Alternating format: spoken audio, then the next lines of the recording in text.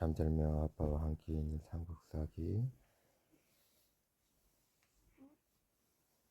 제21권 고구려병기 제9 보장왕 상이에요.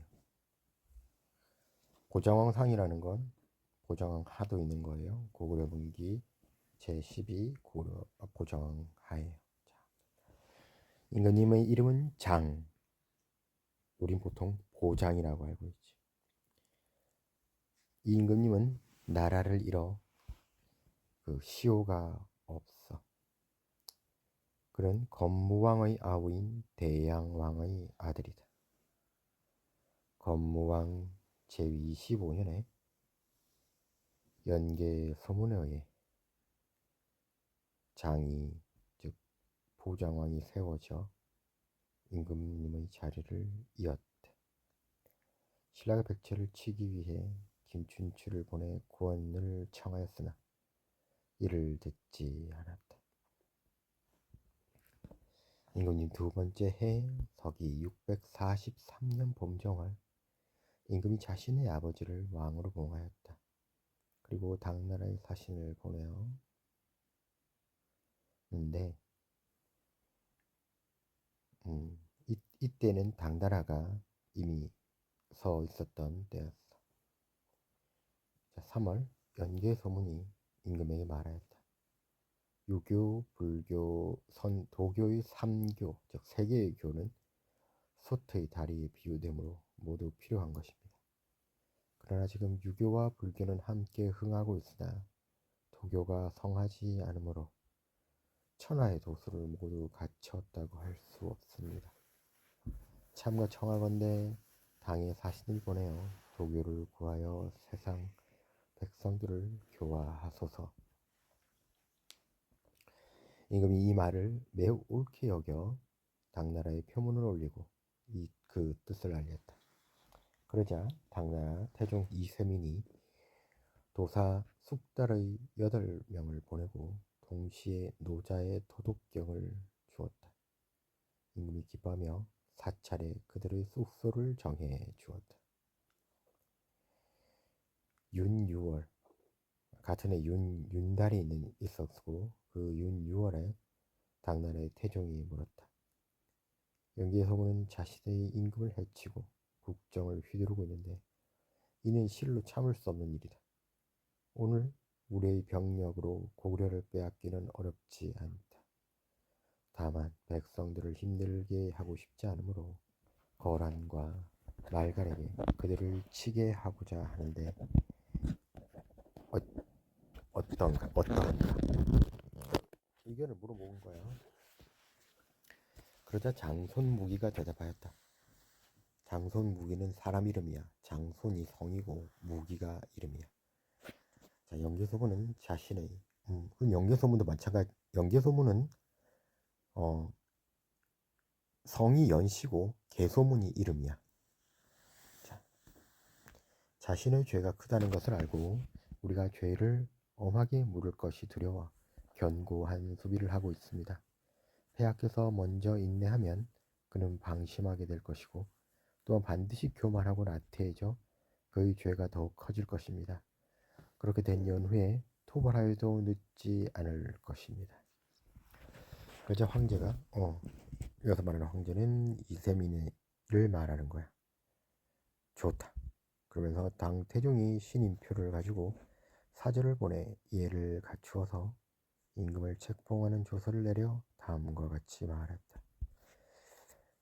먼 나라를 포섭하는 것은 선왕의 훌륭한 법도이며 세대를 계승케 하는 것은 역대 오래된 규칙이다. 고구려 궁왕 장은 사람됨이 밝고 명민하고 식견이 상세하며 바르고. 아빠, 아까 전에 식견이 뭐야? 식견, 그러니까 어떤 것에 대한 어떤 보는 눈? 정확히 뭐라고 할까? 그러니까 식견이 상세하고 바르다라는 건 어떤 세상을 보거나 할 때 그런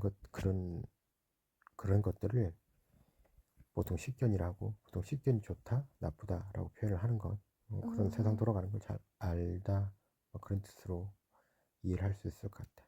네. 아빠도 정확한 뜻은 잘 모르겠어. 자, 일찍부터 예교를 배워, 그러니까 예절과 교육을 배워 당방과 의리에 대한 칭송이 자자하였다. 이제 처음으로 법방의 왕위를 계승하여 성실과 정성이 이미 드러났으므로 마땅히 자기를 더하여 주어야 할 것이므로 전례에 따라 상주국 유동구랑 고구려왕으로 책봉함이 옳도다. 가을 9월에 신라가 당나라에 사신을 보내어 말하였다. 자, 백제가 40여 개 성, 우리의 성을 점령하고 다시 고구려와 연합하여 조국하는 길을 막으니 군사를 보내 구원해 주기를 바랍니다. 그리고 15일 밤이 밝기는 하였으나 달이 보이지 않았으므로 뭇 별들이 서쪽으로 흘러갔다.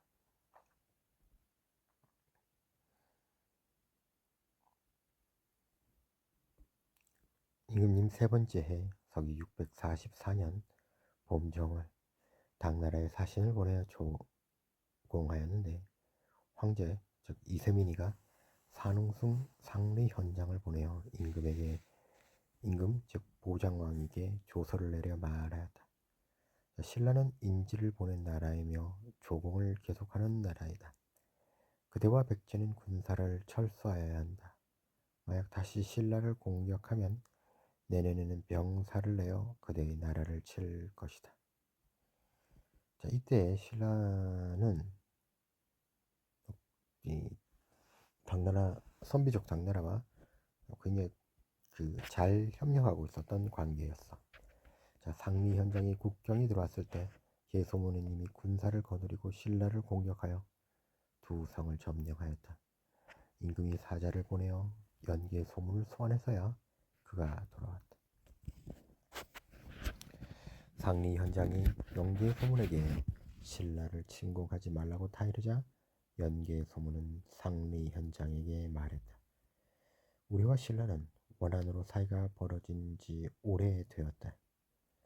지난날 수나라가 침입하였을 때 신라는 그 기회를 틈타 우리의 땅 500리를 빼앗아 그 성읍을 모두 점거하고 있다. 만약 그들이 스스로 우리에게서 뺏어간 그 땅을 돌려주지 않는다면 아무도 싸움은 끝나지 않을 것이다. 그래서 상리 현장이 말했다. 지난 일을 어찌 추억할 수 있겠는가. 지금의 요동의 여러 성은 본래 중국의 군현이었지만 중국에서는 이를 따지지 않고 있다. 어찌 고구려만 반드시 옛 땅을 찾으려는가. 그러나 망리지. 이 망리지는 연개소문이 망리지였어. 망리지는 결국 그의 말을 따르지 않았다. 상리 현장은 귀국하여 이러한 실정을 모두 보고하자 태종인 즉 이세민이 말하였다. 연개소문이 자기 나라 임금을 해치고 자기 나라의 대신들을 해쳤으며 제 백성들을 학대하였다. 게다가 이제 나의 명령을 듣지 않고 이웃 나라를 함부로 침략했으니 그를 토벌하지 않을 수 없다. 가을 7월 당나라의 태종은 즉 이세민이는 병사를 출동시키기로 하고 홍주, 요주, 강주의 3주의 명하기를 400척을 만들어 군량을 실게 하였다. 영주 도독, 장검 등을 파견하여 유주와 영주 두 도독의 병사와 거란, 해, 말갈 등을 거느리고 먼저 요동을 공격하여 형세를 관찰토록 하였다. 대리경 위정을 괴수사로 삼아 하북의 여러 주를 모두 그의 지휘를 받게 하고 그에게 명령이 없어도 상황에 따라 적절히 대처할 수 있도록 하였다. 또한 소예에게 명하여 하남의 여러 주의 양곡을 운반하여 바다로 들어오게 하였다. 같은 해 9월 망리지가 당나라에 백금을 바쳤다. 그러자 저수령이 말하였다. 망리지 즉 영계소문이 자신의 임금을 해친 죄는 동방의 모든 오랑캐들도 용납하지 않습니다. 이제 장차 그를 하려 하는데 금을 받는다면 이것은 곡정과 같은 분류일 것입니다. 그래서 곡정은 춘추시대 곡에서 만든 큰 소치래. 송의 화보독이 군주 여의를 물러나게 하고 장공을 세우자 노나라의 황공이 제, 진, 정 등과 함께 그를 치려했어. 이때 송에서 노나라에 곡정을 뇌물로 바치고 나머지 나라에도 뇌물을 주어 이러한 일들을 무마한 게 있었고 이러한 옛날 이야기를 가지고 지금 여기서 이야기를 하고 있는 거야. 자, 곡정과 같은 분류일 것입니다. 저는 이를 받아서는 안 된다고 생각합니다. 그러자 황제 즉 이세민이가 그의 말을 따랐다. 고구려의 사실이 또한 말했다. 왕리제 즉 영계 소문이 관리 50명을 궁중 수기로 보내려고 합니다. 그러자 이세민이 노하여 사신에게 말하였다. 너희는 모두 고무, 즉 고무는 영유왕을 뜻해. 영유왕을 섬겨 관장을 받았는데 왕리지가 반역했음에도 너희는 복수하지 않았다. 이제 다시 그를 위하여 선전하고 다님으로써 대국 즉 큰 나라를 속이려 하니 이보다 더 큰 죄가 있겠는가.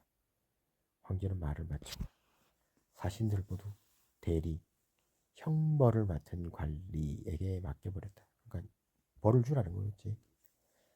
겨울 10월 평양에 붉은색의 비가 내렸다.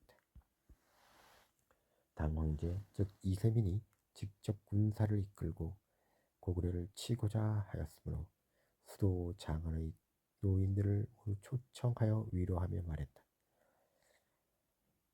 여기서 수도 장안 즉 당나라의 수도 장안을 말하는 거야. 자, 요동은 옛날 중국의 국토이고 망리지가 그의 왕을 쫓아냈으니 내가 직접 가서 그들을 다스리려 한다.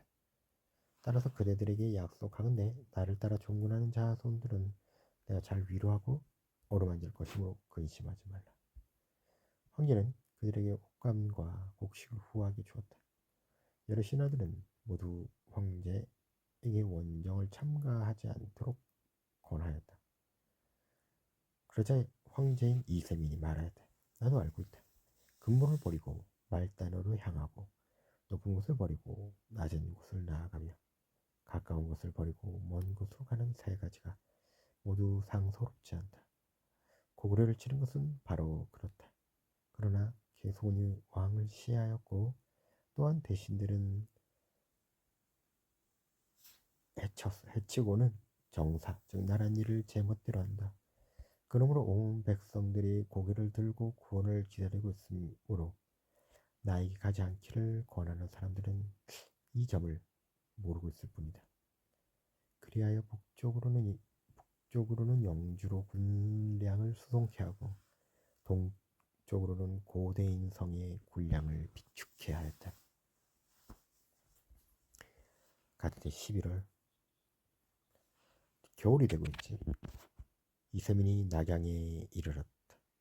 전 의주자사 정척주는 이미 관직에서 물러나 있었는데 이세민은 그가 이전에 수양제를 따라 고구려 정벌에 참가한 적이 있다여 그를 황제가 있는 곳으로 불러 의견을 물었다. 그가 대답하였다. 요동은 길이 멀어 군량의 수송에 문제가 많으며 동일 사람들은 성을 잘 수비하기 때문에 빠른 시기에 함락시킬 수는 없습니다. 그러자 이세민이 말했다. 지금은 수나라에 비할 바가 아니다. 그대는 나의 의견을 따르라. 자, 이세민은 형부상서 장량을 평양도 행군 대총관으로 삼아 강, 회, 영, 협의 병사 4만 명과 장안과 낙양에서 소집한 군사 3천 및 전함 500척을 거느리고 동래주로부터 바다를 건너 평양으로 진군하도록 계획하였다. 또한 태자 첨사 자위솔 이세적을 요동도 행군 대총관으로 삼아 보병과 기병 6만과 난주와 하주에서 항복한 오랑캐들을 거느리고 요동으로 가서 두 부대가 합세하여 유지에 대거 집결케 하였다. 황제는 행군 총관 강행본과 소관 구행엄에게 우선 여러 군사들을 감독하여 안라산에서 사다리와 성을 공격하는 수레를 만들게 하였고, 이때 멀고 가깝고 할 것 없이 모집에 호응하는 용사들과 성을 공격하는 장비를 바치는 자들도 셀 수 없이 많았다. 황제가 이 전투 장비들을 직접 살피고 그 중 편리한 것을 선택했다. 또 친필로 직접 천하의 조서를 내 발표하였다. 고구려의 영기의 소문이 왕을 쫓아내고 백성을 학대하니 인정성 어찌 참을 수 있겠는가. 이제 유지와 계주 등지를 돌아 요동과 갈석에서 죄를 물을 것이니 행군 도중의 군영이나 숙소에서는 백성에게 수고를 끼치거나 백성의 재물을 낭비하지 말라. 또 이어 말하였다. 예전에 수양제는 부하들에게 잔인하고 포악하였으며 고구려의 왕은 백성들에게 어지럽으며 그 백성들을 사랑하였다. 이처럼 반란을 도모하는 군대를 거느려 평화로운 무리를 공격한 격이었으므로 수나라의 양제가 성공할 수 없었다. 그러나 우리에게는 반드시 이길 수 있는 이치가 5가지 있는데 그것은 대략 다음과 같다. 첫째는 큰 것으로 작은 것을 치는 것이요, 둘째는 순리로 반역을 토벌하는 것이며, 셋째는 정돈된 나라로 어지러운 틈을 이용하는 것이요, 넷째는 편안한 군사로 필요한 군사를 대적하는 것이요, 다섯째는 기쁨으로 충만한 군사를 원한에 쌓인 군사와 맞서는 것이다. 사정이 이러하니 어찌 이기지 못할 것이라 걱정하겠는가. 백성들에게 보고하노니 의심하거나 두려워하지 말라. 이에 모든 숙소와 공급 및 설치에 따르는 도구를 절반이나 삭감하였다. 모든 군단과 신라, 백제, 해, 거란 등의 조서를 내려 길을 나누어 고구려를 치게 하였다. 임금님 4번째 해 서기 645년 봄정월, 여전히 추운 날이지, 이서재의 군대가 유지에 도착하였다. 참고로 이 이세적이라는 사람은 그 이름이 이세,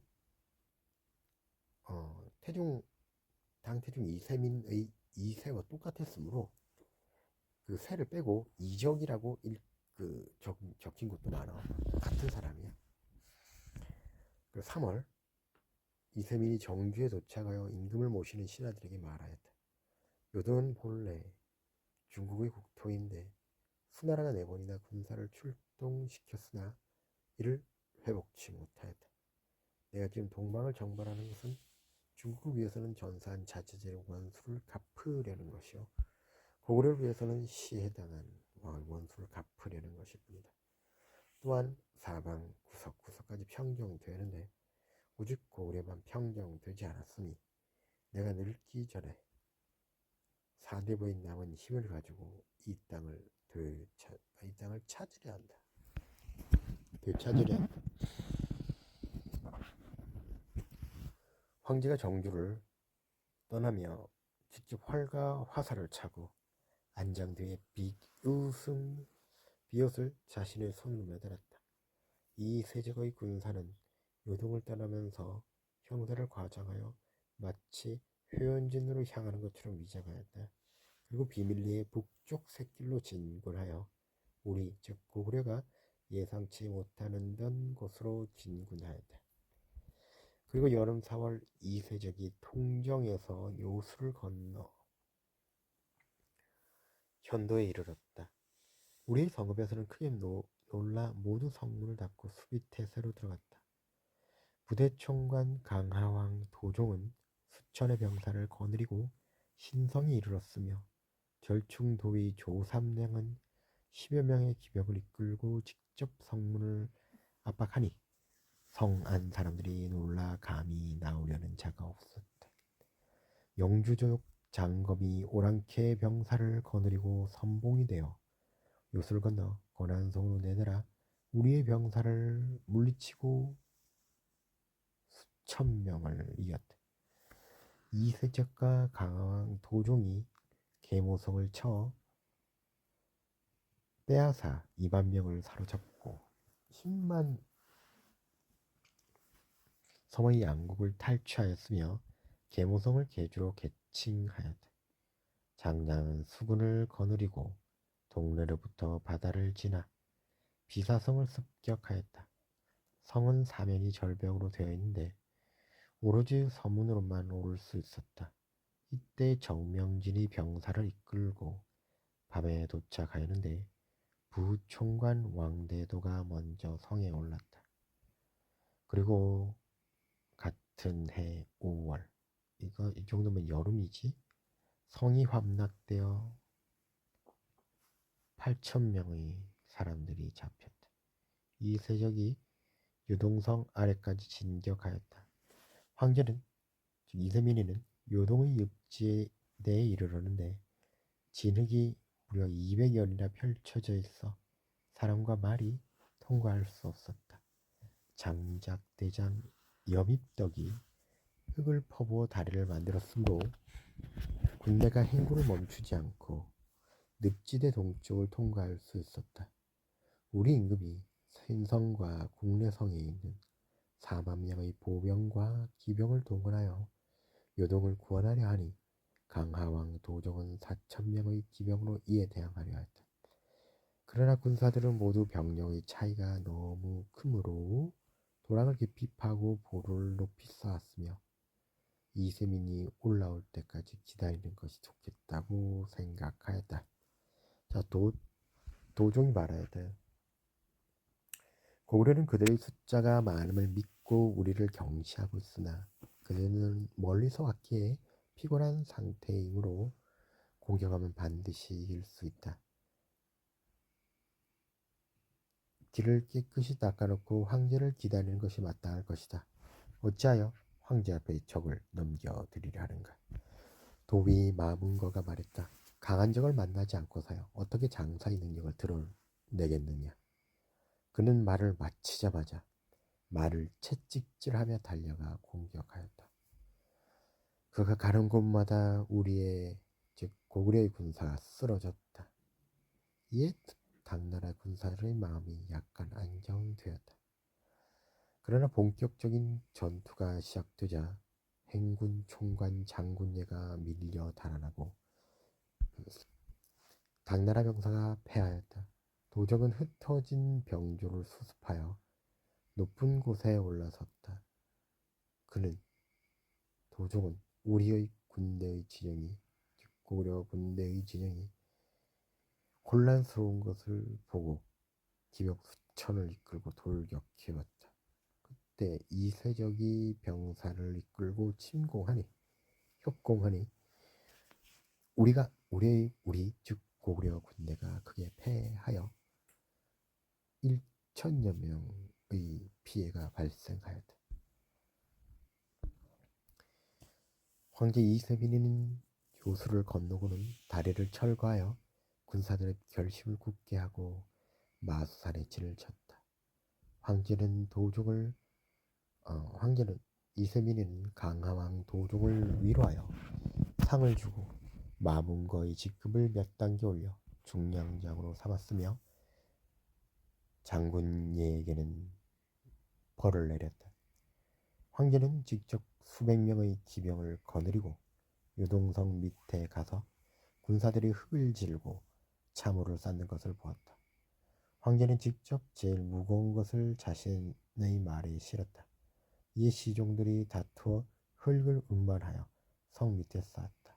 이세종은 밤낮으로 쉬지 않고 12일간 요동성을 공격하였다. 이세민은 정의 부대를 이끌고 이세적에게, 자, 이세민 이세적, 그래서 이세적은 이적으로 이름 바꿨다고 했지. 나중에 와서 수백 겹으로 포위하였다. 북소리와 함성이 천지를 진동시켰다. 그 성 안에는 주몽의 사당이 있었는데 이 사당에는 쇠사슬 갑옷과 날카로운 창이 있었고 망령되게도 이전 연나라 시대에 하늘이 내려준 것이라고 하였다. 바야흐로 포위 태세가 긴박해지자 아름다운 여자를 꾸며 여신으로 삼았더니 무당이 말하였다.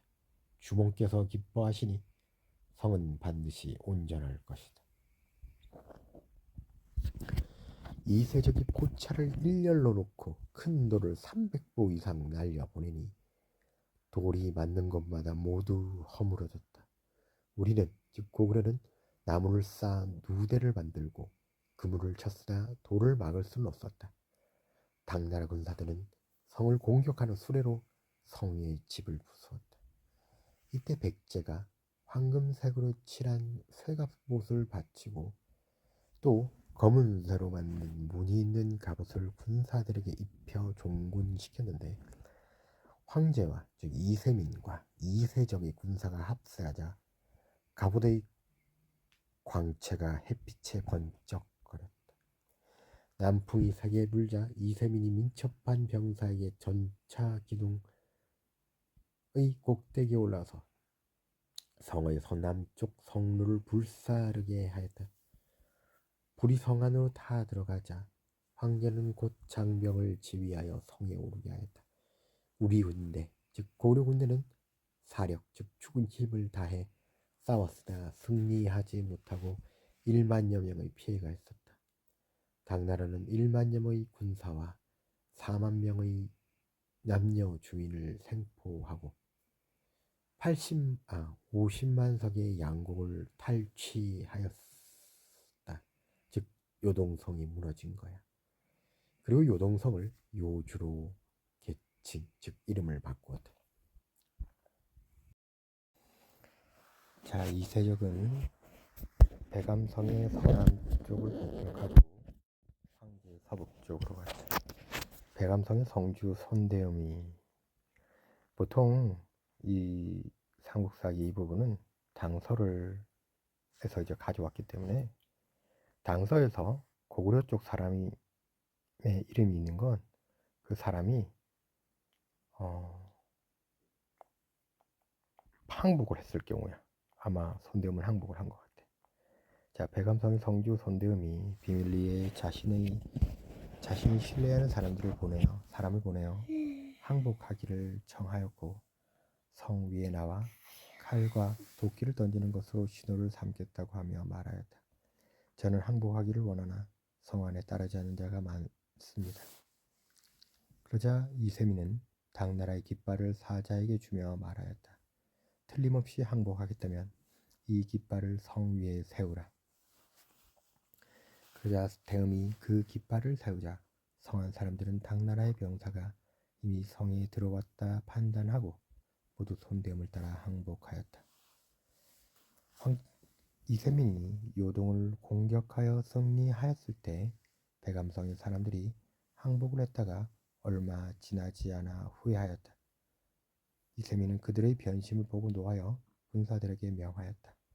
성을 빼앗으면 마땅히 빼앗은 사람과 물건을 모두 전사들에게 상으로 주리라.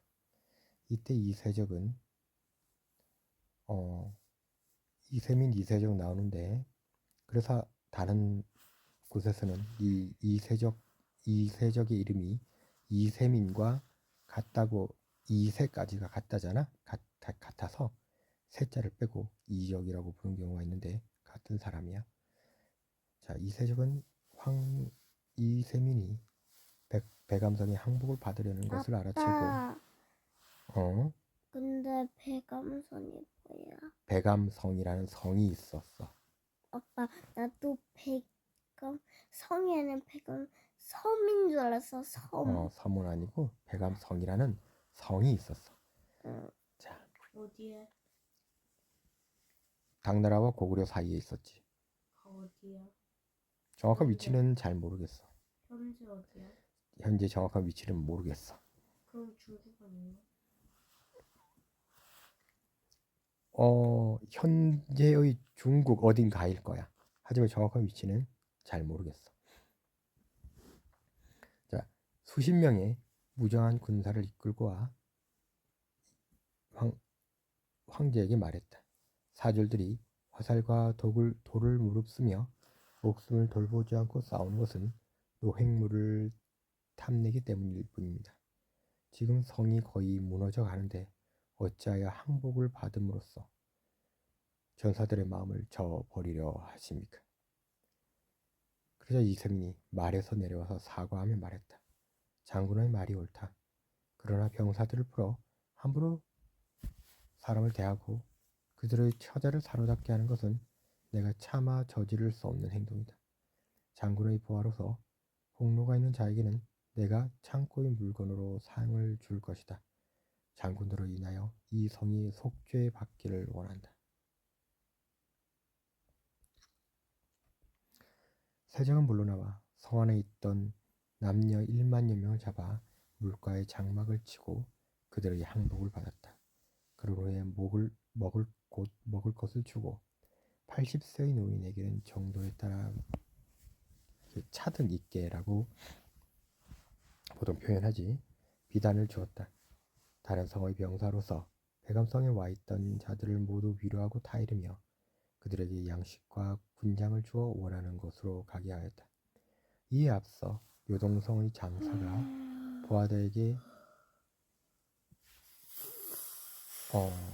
부하들에게 배신당하는 사건이 발생하였다. 그 성에서 일을 보던 이가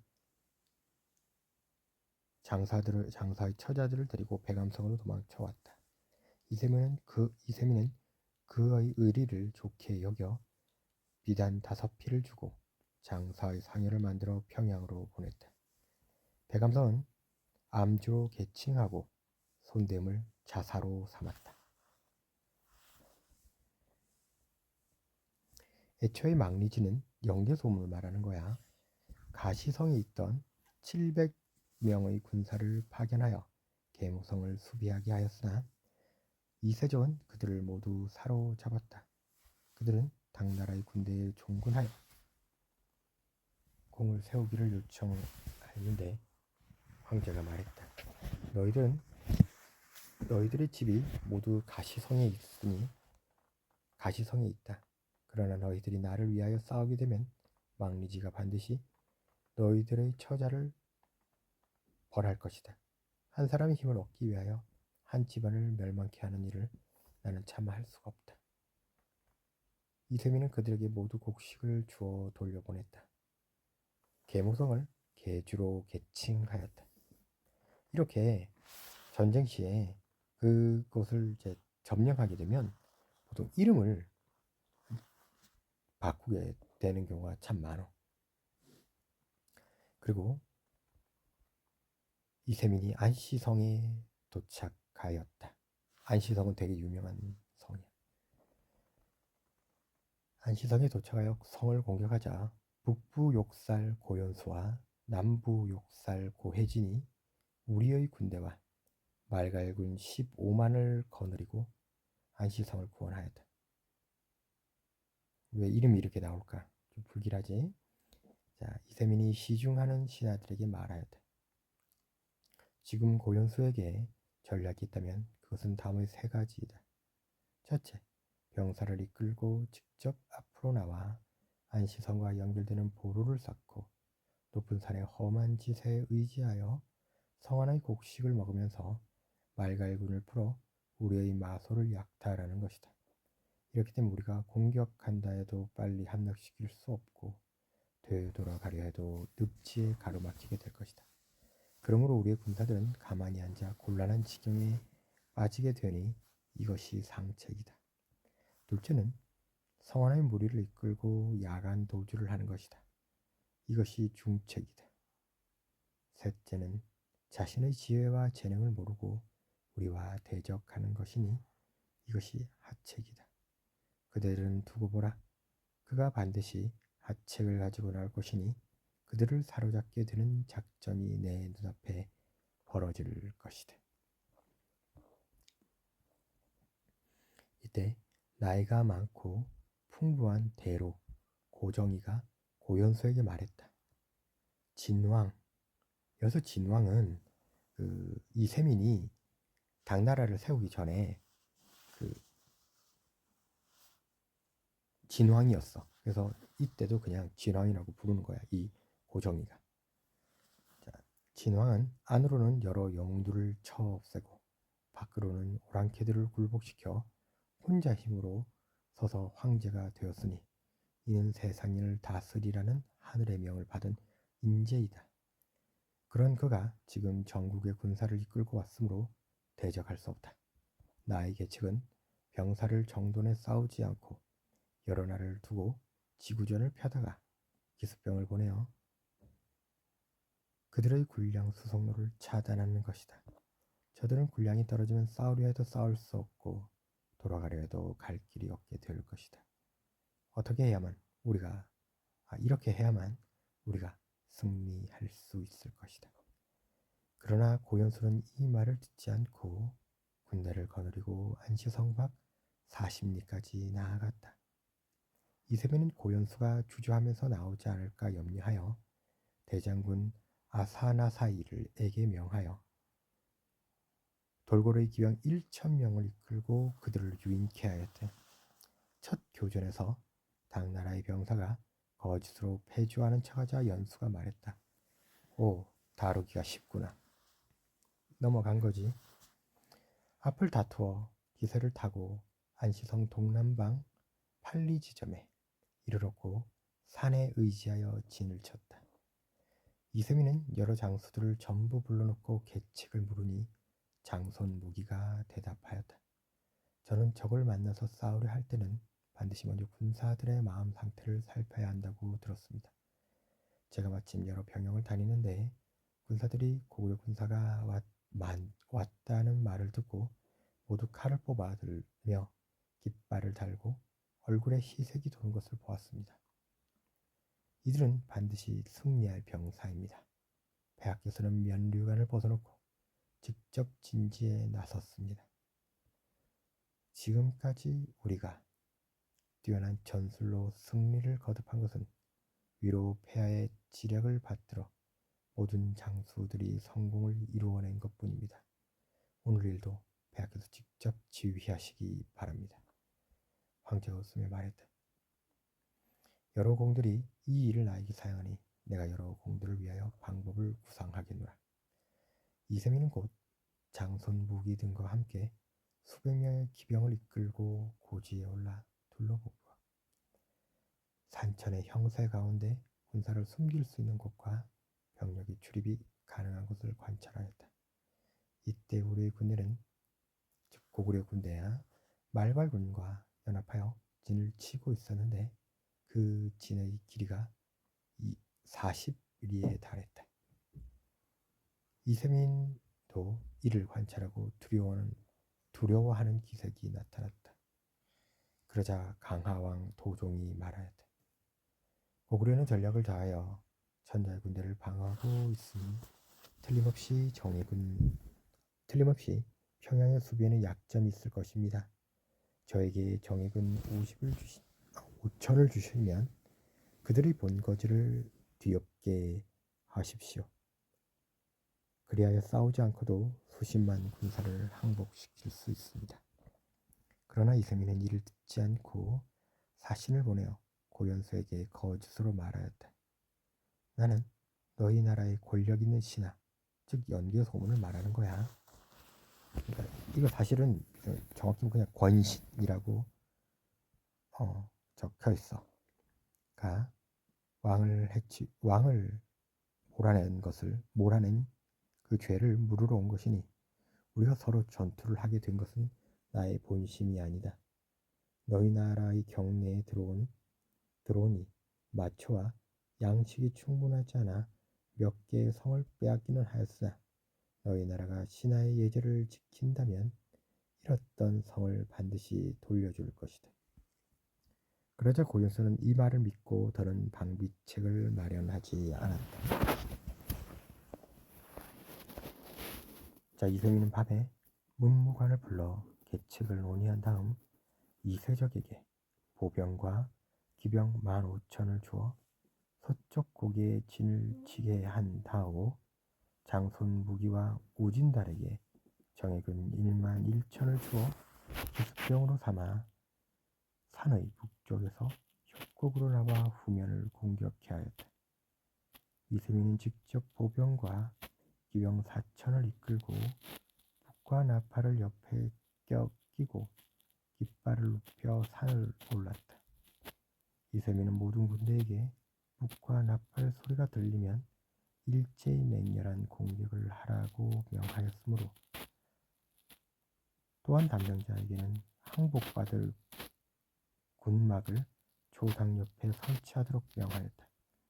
이날 밤에 유성이 즉 별똥별이 고연수의 진영에 떨어졌다. 아침에 고연수 등이 이세적의 군대의 수가 적은 것만을 보고 병사를 동원하여 공격하려 하였다. 자, 이세민은 장손 무기의 부대에서 먼지가 일어나는 것을 보고는 북을 치고 나팔을 불며 깃발을 들게 하였다. 이에 따라 모든 군사들이 북을 치고 함성을 지르고 그리고 진격하였다.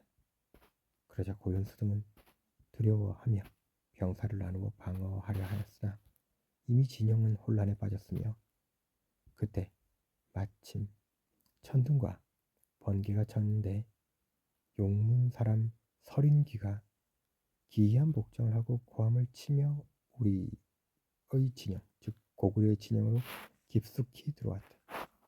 그가 향하는 곳마다 대적할 자가 없어 우리의 군사가 쓰러졌다. 그리고는 당나라의 대군이 이때를 틈타 공격해왔다. 우리의 군대는 큰 혼란에 빠졌다. 고구려의 군대가 큰 혼란에 빠졌다. 무려 2만이나 되는 사람이 큰 피해를 보았다. 자, 이세민이 멀리서 설인기를 바라보다가 그를 유격 장군으로 임명하였다. 고윤수 등은 남은 군사를 거느리고 산에 의지하여 자체 수위를 견고히 하였다. 이세민은 모두 부대에 명하여 우리를 포위하고 장손 무기에는 교량을 전부 철거하여 우리의 귀로를 차단케 하였다. 고연수와 고혜진은 자신의 군사 36,800을 이끌고 항복을 청하면서 당나라의 군문에 들어가 절하고 목숨을 살려달라고 빌었다. 황제는 6살 이하 지휘관 3,500명을 선발하여 당나라 지역으로 옮기고 나머지는 모두 석방하여 평양으로 돌아가게 하였으며 말 5만 필과 소 5만 두, 명광 갑옷 1만 벌을 빼앗고 기타의 장비도 그에 달할 만큼 빼앗았다. 황제가 올랐던 산의 이름을 고쳐 주필산이라 하였으며 고연수를 홍려경으로 고혜진을 산홍경으로 사나웠다. 이때 있었던 이 전투를 주필산 전투라고 해. 당나라에 있어서는 굉장히 자세히 적을 정도로 당나라의 큰 대승이었고 고구려에 있어서는 가장 큰 패배라고 할 수 있지. 자, 이세민은 대감성을 공격하여 승리하였을 때 이세적에게 말했다. 내가 들으니 안시성은 성이 험하고 병사가 강하며 그 성주의 제주와 용명은 망리지의 난에도 성을 지키고 항복하지 않을 정도 있다. 망리지가 공격하였으나 그를 굴복시킬 수 없었기에 그에게 성을 주었다. 그러나 건한성은 병력이 약하고 군량미도 적다. 따라서 갑작스럽게 그 성을 공격하면 반드시 승리할 것이다. 그러므로 그대는 먼저 권한성을 공격하라. 권한성이 함락되면 안치성은 이미 우리의 뱃속에 들어와 있는 셈이다. 이것이 병법에서 말하는 성 가운데는 공격해서는 안 될 성도 있다는 것이다. 그러자 이거에 대해서는 이제 안시성주가 매우 뛰어난 사람이고 그것이 망리지 즉 영계소문의 별난 때에도 별도로 그 세력을 유지했다는 그런 학설이 있는데 그 학설을 뒷받침해 주는 내용이야. 자, 이런 이세민의 말에 이세적이 대답하였다. 권한성은 남쪽에 있고 안시성은 북쪽에 있는데 우리의 군량은 모두 요동에 있습니다. 이제 안시성을 지나 권한성을 공격하다가 만약 고구려인들이 우리의 군량 수송로를 차단하면 어찌하겠습니까? 먼저 안시성을 공격하는 것이 좋을 듯합니다. 안시성은 함락되면 당당하게 북을 올리며 행군하여 권한성을 뺏을 수 있습니다. 그러자 이세민이 말하였다. 내가 그대를 장군으로 삼았으니 어찌 그대의 계책을 쓰지 않겠는가? 부디 나 이를 그르치지 말라. 이세직이 드디어 안시성을 공격하였다. 안시성 사람들은 황제의 깃발과 일산을 보자마자 성에 올라 북을 두드리고 함성을 질렀다. 보통 이 함성은 욕을 한다고 해. 이 옛날에 전쟁을 할 때. 왜냐면 이세민은 굉장히 유명했거든. 그래서 황제가 분노하자. 왜 황제가 분노했겠니? 막 욕을 하기 때문이야. 이세종은 성을 빼앗는 날 안시성의 모든 사람들을 다 해치겠다고 하니 안시성 사람들은 이 말을 듣고 더욱 굳게 수비하여 당나라 군사가 오랫동안 공격하였으나 안시성을 무너뜨릴 수 없었다. 그러자 아까 주필선 전투에서 잡혔던 고현수와 고혜진이 황제에게 말했대. 자, 저희들은 이미 대국에 몸을 맡겼으니 정성을 바치지 않을 수 없습니다. 천자께서 빨리 큰 공을 이루어 우리가 처자와 만나게 하여 주시기를 원합니다. 안시성 사람들은 그의 가족들을 생각하여 자진하여 싸우고 있기 때문에 빨리 빼앗기는 쉽지 않습니다. 저희들은 고구려의 10만여 병력을 가지고도 황제의 깃발을 보는 것만으로 사기가 꺾여 허물어졌으며 백성들의 간담이 선언을 하였습니다. 오골성의 욕살은 늙어 그 수비가 견고할 수 없을 것이니 군사를 옮겨 그것을 공격한다면 아침에 도착하면 저녁에는 승리할 것이요 그 밖의 길에서 맞닥뜨리게 될 작은 성들은 위풍만 보고도 반드시 허물어질 것입니다.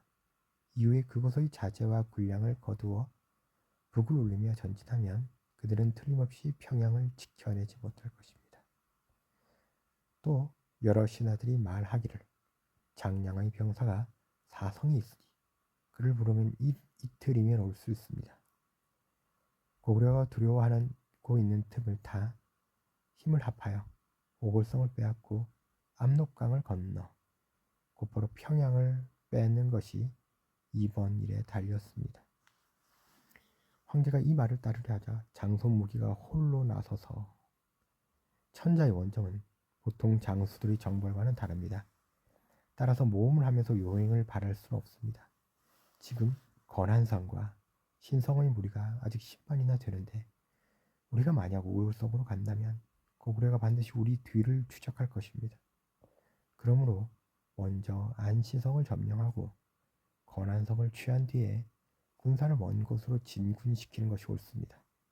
이것이 만전의 계책입니다. 그러자 이세민은 곧 이전의 계획을 중지하였다. 자, 모든 장수들이 서둘러 안시성을 공격하였다. 황제가 성 안에서 들리는 닭과 돼지의 소리를 듣고 이세적에게 말하였다. 성을 포위한 지 오래되어 성 안에는 밥을 짓는 연기가 나날이 줄어들고 있었다. 그런데 지금 닭과 돼지 소리가 요란하니 이는 틀림없이 군사들을 잘 먹인 후 야습하려는 것이다. 병사를 단속하여 이에 대비하라. 이날 밤 수백 명의 우리 군사, 즉 고구려 군사들이 성에서 줄을 타고 내려왔다. 이세민은 이 말을 듣고 직접 성 밑에 와서 병사들을 소집하여 재빨리 공격하였다. 우리의 군사 중에 수십 명의 피해가 있었고 나머지는 도주하였다. 자, 강화왕 도종이 군사들을 독려하여 성의 동남쪽에 토산을 쌓아 차츰 성으로 접근해왔다. 이게 되게 유명한 건데 안시성이 굉장히 높은 성이다 보니 그 성보다도 높은 흙으로 된 성을 올린 거야. 자, 성 안에서도 성 높이를 그러니까 반대로 성 안에서도 성 높이를 더 올려 굳게 방어하였다. 군사들은 당번을 정하여 하루에도 17차례씩 싸움을 벌였다. 당나라 군사의 돌격 수레와 보석이 누대와 성의 작은 담을 허물었으나 성 안에서는 그때마다 옥책을 세워 부서진 곳을 막았다. 도종이 발을 다치자 이세민이 직접 침을 놓아주었고 당나라는 밤낮을 쉬지 않고 60일 동안 토산을 쌓았어. 이 작업에 인원 50만 명이 동원되었다. 토산이 완성되자 이 토산의 꼭대기가 성보다 2억 길이나 높았기 때문에 성 안을 내려다볼 수 있었다. 자, 도종, 강하왕 도종이 과의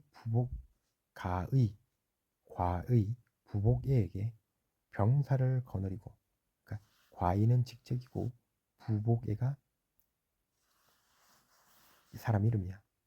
병사를 거느리고 산 꼭대기에 주둔하여 적을 대비케 하였는데 그러던 중 산이 허물어지며 성을 덮치는 바람에 성의 일부가 무너졌다. 바로 이때 부복에는 사사로운 이유로 수비하는 곳을 떠나 있었고 우리의 군사, 즉 고구려의 군사 수백 명이 성이 허물어진 곳으로 나아가 싸워 마침내 토산을 탈취하고 그곳에 참호를 파고 수비하였다. 이 말이 뭐냐면 그러니까 성보다도 높이 토산을 쌓았다고 했잖아. 근데 이게 넘어졌어.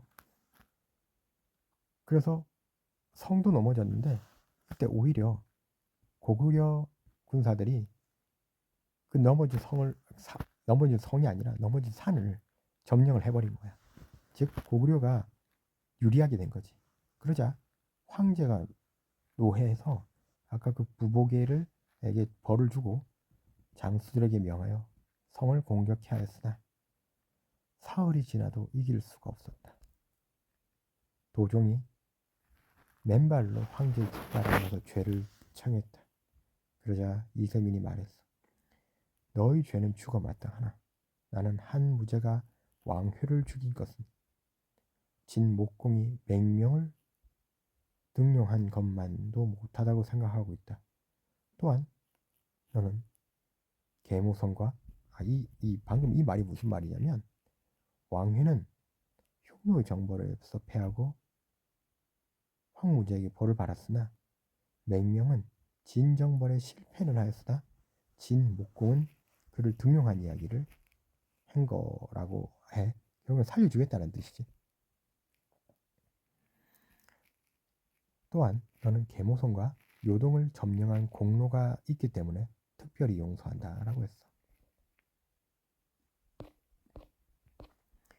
자, 황제는 이세민은 요동지방은 일찍 추워져 풀이 마르고 물이 얼므로 군사와 말을 오랫동안 머무르게 할 수 없으며 또한 군량이 떨어질 것이라고 생각하여 군대에 철수를 명하였다. 먼저 요주와 계조의 주인을 선발하여 아까 요주는 그 요동, 계주는 아까 그 계암성의 이름을 바꾼 거지. 요수를 건너게 하고 안시성 밑에서는 군사를 동원하여 시위를 하고 들어갔다. 성 안에서는 모두 자취를 감추고 나오지 않았다. 성주는 성에 올라가 절을 하며 작별하였으며 이세민은 그가 성을 굳게 지킨 것을 가상히 여기고 겹실로 짠 비단 100피를 내려주어 임금을 섬기는 것을 격려하였대. 이세민은 이세적과 도종에게 명하여 보병과 기병 4만을 이끌고 후군으로 서게 하였는데 그들이 요동에 이르러 요수를 건너려 할 때 그곳 습지의 진흙 때문에 수여 말이 통과할 수 없었다. 이세민은 장손 무기에게 명하여 1만 명의 군사에게 풀을 베어 진흙길을 메우게 하고 물이 깊은 곳에서는 수레를 다리로 삼아 건너도록 하였다. 또한 이세민이 직접 말채찍에 섭을 묶어 이 일을 도와주었다. 라는 거예요. 이 부분에 대해서 결론적으로 말하면 결국 이세민이 안시성을 점령하지 못하고 돌아갔다는 이야기야. 자, 겨울 10월 황제가 포구에 이르러 말을 멈추고 진흙길을 메우는 작업을 독려하였다. 모든 군대가 발착소를 건넜다. 바람과 눈이 휘몰아쳐서 군사들의 옷이 젖고 동사자가 많이 발생하였다. 이세민은 길가에 불을 피워놓고 군사들을 기다리도록 하였다. 현도, 횡산, 계모, 마미, 요동, 백암, 비사, 협곡, 은산, 후왕 등 10개 성을 함락시키고 요주, 계주, 암주 등 3개 주에서 7만 명의 주민들이 중국으로 옮겨갔다. 고연수는 항복한 뒤로부터 항상 분개하고 한탄하다 얼마 후에 화병을 얻었고 고혜진은 결국 장안에 이르렀다. 신성, 권한, 주필의 3차례 큰 싸움에서 우리의 군대, 즉 고구려의 군대와 당나라의 병사 중에 큰 피해를 입었으며 또한 말들도 큰 피해를 입었다. 이세민이 성공하지 못한 것을 깊이 후회하고 탄식하며 말했다. 만약 위직, 이 위직은 그 당나라의 그를 세울 때 큰 공신이었어. 자, 위직이 있었다면 나에게 이번 원정을 못하게 하였으리라 라고 돼 있어. 엄청나게 큰 실패였다는 거지. 그러자 이번에 이제 사관이 논평을 해. 이 싸움에 대해서. 그러니까 사관이라 하면 이 삼국사기를 치은 고려의 학자들이지. 자, 당 태종은 어질고 명철하여 좀처럼 보기 드문 뛰어난 임금이다. 즉 명군이었어. 남을 편정하기는 당왕과 무왕이 견줄만 하고 이치에 도달하기는 성왕이나 강왕과 비슷하며 병법에는 기묘한 전술이 무궁하여 가는 곳마다 대적할 상대가 없었다. 그러나 동방정벌의 공이 안시성에서 무너졌으므로 그 성주야말로 비상한 호걸이라 이를 만하다. 그러나 역사 기록에는 그의 성명을 전하지 않고 있다. 이는 양자가 재와 노의 대신은 역사에 그 이름이 전해지지 않는다라는 그 한 것과 다름이 없으니 매우 애석한 일이다.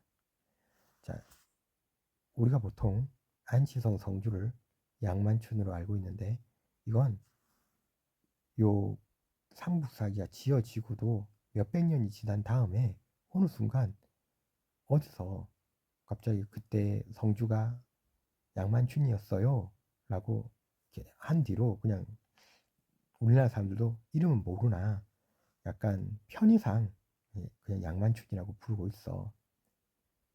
정확히는 어떤 게 맞는지는 잘 모르겠어. 하지만 요즘 보통 그냥 양만춘이라고 양만충 장군이 안시성에서 이세민 당나라 임금 이세민을 막았다라고 보통 말을 해. 그렇게 알고 있으면 될 것 같아.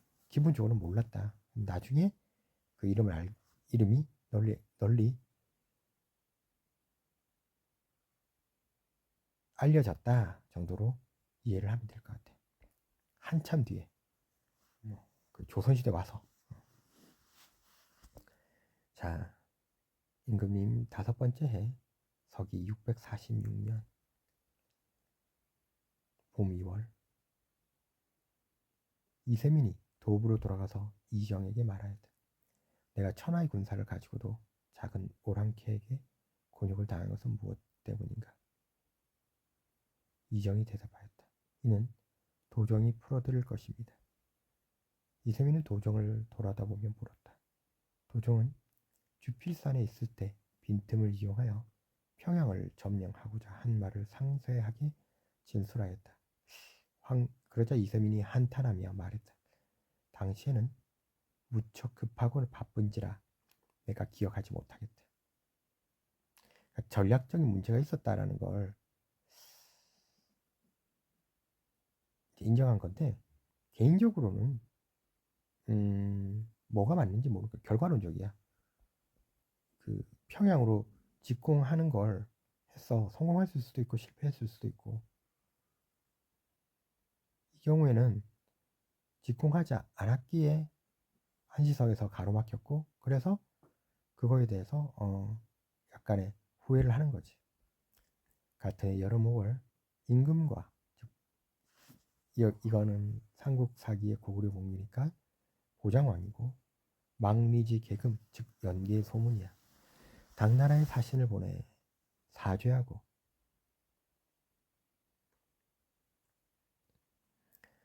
아울러 2명의 미인을 바쳤는데 이때 이세민은 이들을 돌려보내며 사신에게 말했다. 미녀는 사람들이 소중히 여기는 것이지만 그들이 친척과 떨어져 애태우는 것이 불쌍하므로 내가 이를 받지 않는다. 라고 돼 있어. 그리고 여기 또 다른 이야기가 적혀 있는데 흙으로 만든 동명왕 어머니의 석상이 즉 유화부인이지 사흘 동안 붉은 눈물을 흘리며 울었다라고 돼 있어.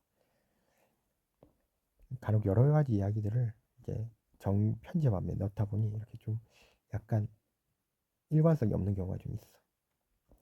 자, 애초에 태종 즉 이세민이 돌아가려 할 때 연계 소문에게 활과 의복을 주었었는데 연계 소문은 이를 받고도 살해하지 않았으며 더욱 교만하고 방자해졌다. 비록 당나라에 사신을 보내어 편지를 올렸지만 그의 말은 거짓에 가깝고 황당하기만 하였다. 또한 그는 당나라의 사신을 거만하게 대하였으며 항상 건강을 심하게 보고 있었다. 당나라에서는 여러 칙령인과 신라를 치지 말게 하였으나 이를 업신여기고 침공을 그치지 않았다. 이세민이 조서를 내려 고구려의 조공을 받지 못하게 하고 고구려를 다시 칠 것을 논의하였다. 무슨 말이냐면 아까 여름 5월에 임금과 망리지 계금이 그 사신을 보냈다고 했는데 이게 결국에는 그냥 자신들이 이겼으니까 지지 않았으니까 그에 대해서 그냥 적당히 외교적으로 무마하려고 했던 거지. 여기까지가